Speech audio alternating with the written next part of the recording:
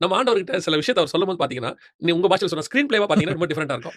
Moses கிட்ட சொல்லுவாரு, "நீ விலகிக்க நான் இவங்கள அழிச்சிடுறேன் பாரு." அப்பனா இவருக்கும் மோசஸ் வந்து இவரோட உயர மாதிரியும், ஆமா. இவரால தாண்டி போகாதபடியும் மோசஸ் வந்து தடுத்து நிறுத்திட்டு இருக்கிற மாதிரியும் இருக்கும் ஆக்சுவலா பாக்குறதுக்கு. அதோட அர்த்தம் என்னன்னா, உன்னுடைய அன்ப மீறி என்னால அங்க போக முடியல. நீ கொஞ்சம் அவங்கள விட்டுரு நான் பாத்துக்கிறேன்.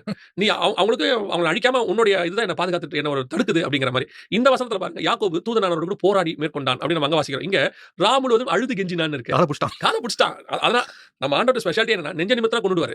கால புடிச்சா காப்பாத்திருவாரு. அதான் விஷயமே. கடவுள்ட்ட போய் நீங்க நெஞ்ச நிமித்துவீங்களா? நான் யார் தெரியுமா? அப்படின்னா, நான் கட்டிய மகாபாபிலோன். அதுங்க அந்த வார்த்தை ரொம்ப அழகா இருக்கும். அந்த வார்த்தை அவன் வாயில் இருக்கும்போதே ஒரு தூதன் இறங்கி அடிச்சிட்டான்னு இருக்கும். பெருமையானத சிந்திச்சாலே உதப்பாராமா.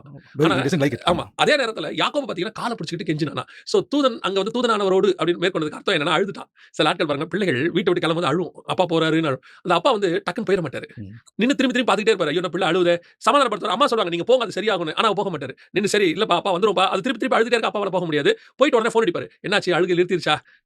ஸ்கூல்ல கொண்டு போய் பிள்ளைய விடும்போது பாருங்க, கரெக்ட். முதல் நாள் விடும்போது பாருங்க, கரெக்ட். பிள்ளை போகும்போது அழுவும். டீச்சர் சொல்லுவாங்க, "நீங்க போங்க, ஆமா. நீங்க போங்கம்பாங்க." நம்ம போக மாட்டோம். ஆமா. ஏன்னா நமக்கு வந்து ஐயோ! பிள்ளை அழுவுதேன்னு. பிள்ளை அடுத்த 5 நிமிஷத்துல மறந்து கிளாஸ்ல வந்து சந்தோஷமாயிரும். ஆனா சாயங்காலம் போற வரைக்கும் அம்மா துக்கமாவே ஆமா. இருப்பாங்க. எனக்கு தெரிஞ்ச ஒரு பேரண்ட் வந்து வெளியவே நின்னாராம்.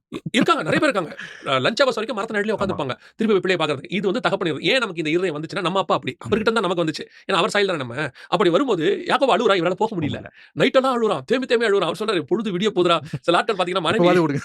நீங்க எவ்வளவு டயர்டா வீட்ல போய் படுத்தாலும், மனைவி பெட்ல அழுதுட்டு இருந்தாங்கன்னா உங்களுக்கு தூக்கம் வரும் தெரியுமா? ஆமா. இப்ப நீ ஏன் அழுதுன்னு இருக்கிற விஷயத்த ம். அவங்க சொல்லவும் மாட்டாங்க. ஏன் அழுவுறன்னு வேற. அப்புறமா அவன் காரணம் சொன்ன பிறகு தான் ஒரு சமாதானம் வரும். அந்த மாரி தான் போராடுறான் அவன் இருக்கு. சோ இந்த போராட்டம் வேற.